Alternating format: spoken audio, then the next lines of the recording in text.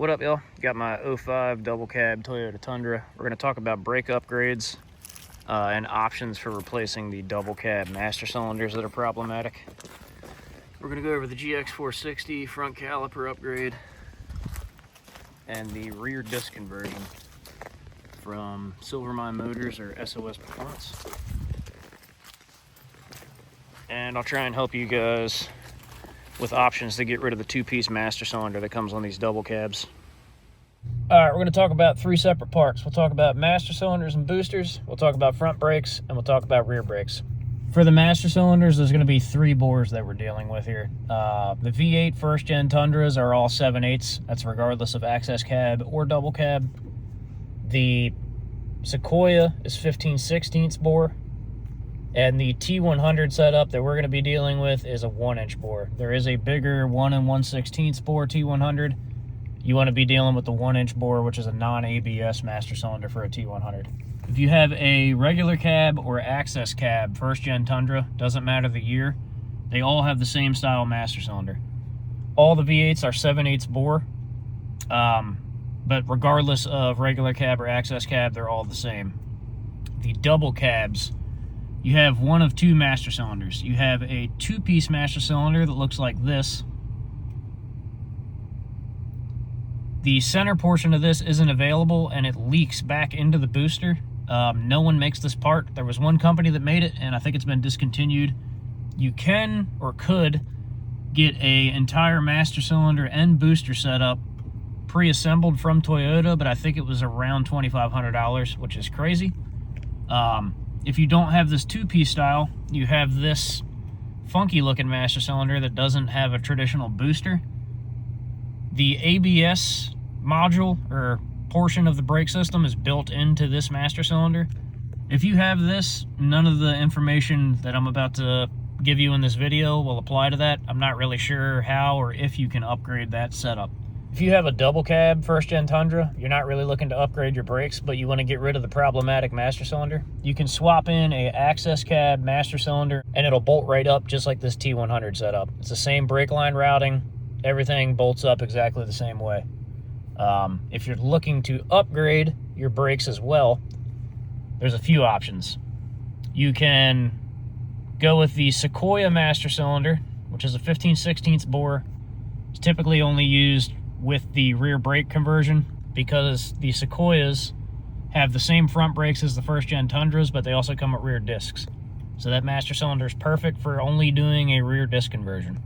The T100 setup is pretty commonly used with the Gx460 front caliper upgrade.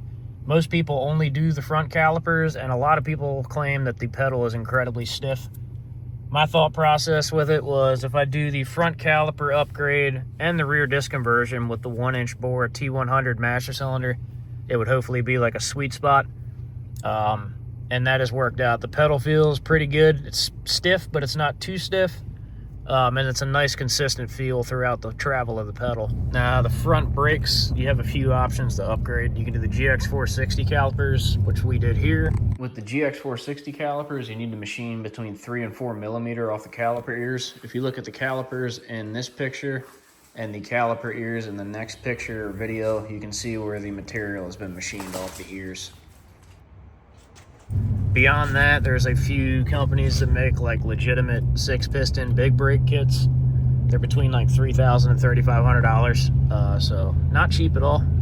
I'm sure they work well, but they're pretty pricey. Rear brakes, you really only have one option on these trucks. It's the disc conversion from SOS Performance. Comes with a internal drum parking brake inside the rotor hat.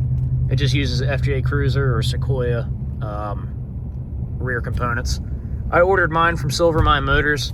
Silvermine just uses the SOS Performance backing plate and park brake kit, and then they drop ship the rotors and calipers and the rest of the components from rockauto. So either way, if you order directly from SOS or from Silvermine, you're going to end up with the SOS backing plate and conversion kit and instructions.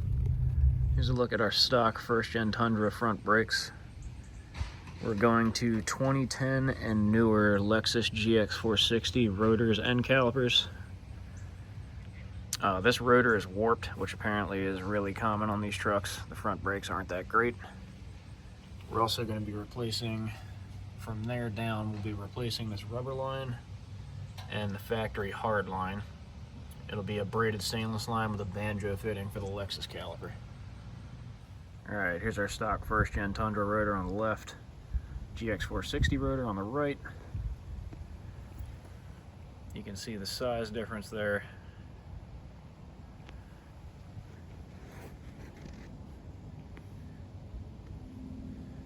Way better cooling vanes between the rotor. I think it's an inch bigger, maybe a quarter inch thicker. And you can see the difference in the calipers. Gx460, first gen Tundra. A little bit bigger piston size on the Gx460. Alright, we got our caliper and rotor on. You can see with 3 millimeters machined off the caliper ears, it centers around the rotor pretty much perfectly. No issues there. We're converting to a Banjo style line instead of the factory hard lines. So, threads right into your hard line coming down there into that bracket. This line also comes with a tab. It bolts right up onto your stock bracket here. And then just a Banjo fitting that runs to the Lexus Gx460 caliper. It takes a short style Banjo bolt. I'll put a link to that and a link to these brake lines. The brake lines are actually aftermarket Tacoma lines, but they work perfectly for this. Loops right around your sway bar link. No clearance issues. Alright, got our pads loaded. These are super easy to change. You don't have to pull the caliper. Just pop these pins, your pads come right out. Everything's very simple.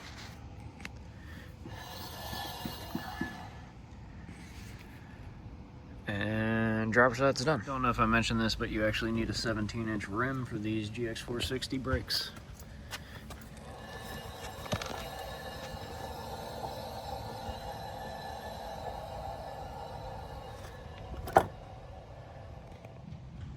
Alright, so when you order these brake lines, they're actually a Tacoma brake line, an aftermarket Tacoma line. They're going to come with these silver Banjo bolts, which I assume work perfectly fine with the Tacoma calipers. I saw another channel where a guy used these lines, used the silver, I think it's an aluminum Banjo bolt, in the Gx460 caliper, and you can see the length difference there. He actually ended up cracking off the Banjo bolt and breaking it, and I don't think it fully seated because the length of it bottomed out in the Gx460 caliper. So you're going to want these shorter Banjo bolts. One little tip I didn't do on the driver's side. Just unbolt your caliper, bend it out of the way. Don't worry about that hard line because it's getting trashed anyway.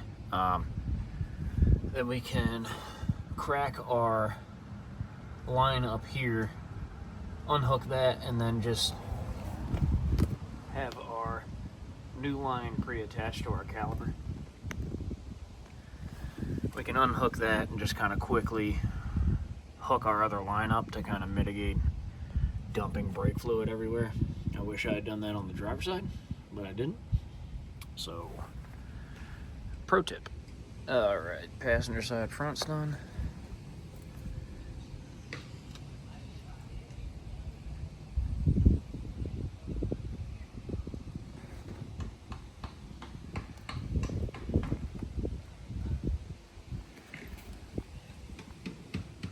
Alright, we got the rear wheels off. You can see the stock drums. We're about to start the disc conversion from Silver Mine Motors, so we need to pull these drums off and then cut the backing plates off of the axle. I'll update that when we get to it.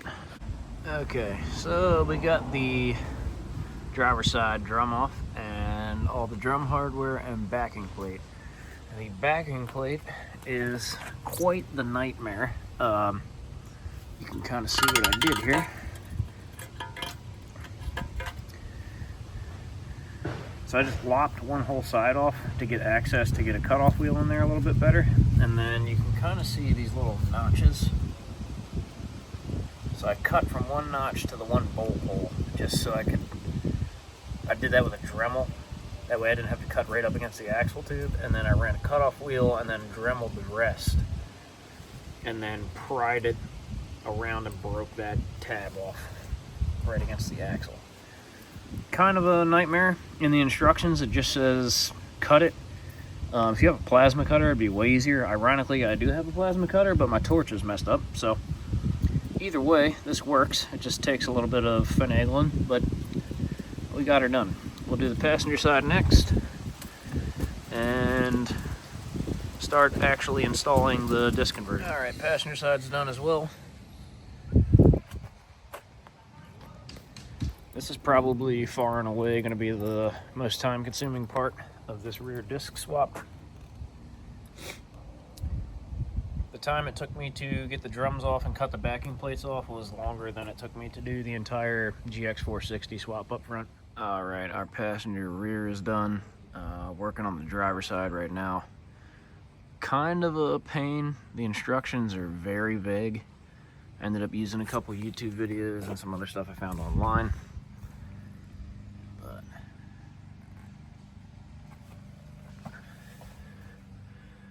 you also have to bend this factory hard line around to meet the bracket and new braided line that they supply. I ended up undoing the axle clamps to bend it and get more free play with the line.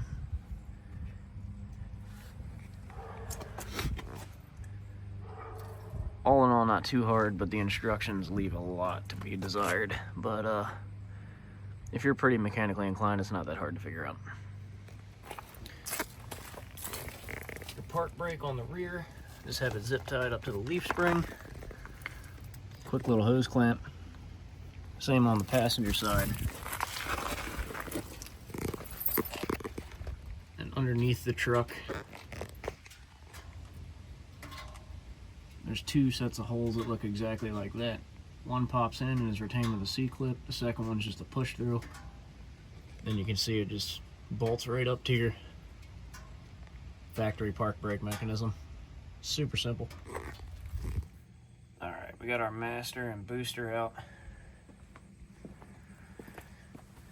If you have an 04, 05, or 06 double cab Tundra, this master cylinder is a pain in the neck. This, you can see it's a two-piece. This center portion here will leak into the booster. And Toyota does not make this piece. Nobody makes that piece. So we're gonna go to this T100 booster and a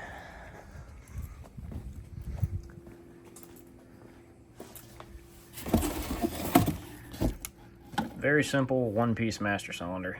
The plug for the brake fluid level is plug and play. We might have to extend the harness, but I'm not sure on that yet. Now, I already know from everything online that we're gonna have to shorten this rod. All right, on your stock booster, this spacer goes behind it between the booster and the firewall. We're not gonna reuse that because the studs on the T100 booster are too short. So measure from the mating surface of the firewall to the center of this clevis on the stock booster. Then you're gonna have to cut down the rod on this that goes to the brake pedal and possibly tap the threads down further. That's what I had to do. So just match the measurement from the factory one and switch the jam nut and clevis over to the new booster. Everything should bolt up fine. This is the finished setup. I've been driving it for about a week. Haven't had any issues. I had to extend the harness there because the sensor is on the opposite side on the stock master cylinder. So just two wires, extend that harness. This is your stock front brake line, run a coupler. This comes around and down to the back. This front line comes down to this T. That T fitting just replaces the T fitting that's on the stock bracket that's part of the master cylinder. This brake line routing will be the same if you're going to the access cab style master or the T100 setup. The master cylinders are pretty much identical physically, and the lines are routed the exact same way. All right, guys, been driving the truck for a couple weeks. Brakes are way better than stock, especially if you get bigger tires and more weight. The stock brakes kind of really start to show their weakness, but everything's been running really good. T100 setup works out nice. Front brakes are a big upgrade, and I don't know how much stopping power you're really gaining from the rear, but the ease of maintenance is going to be nice. Pedal feel is nice. It's nice and consistent, nice and firm. Overall, I'm super stoked.